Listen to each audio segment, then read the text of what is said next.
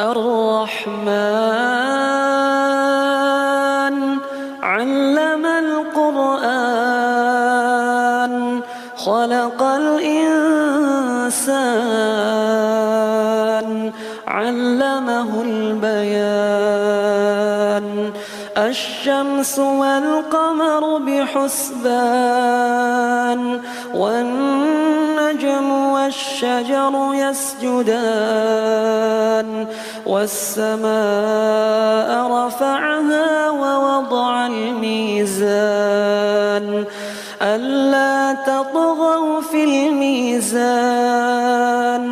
وأقيموا الوزن بالقسط ولا تخسروا الميزان والأرض وضعها للأنام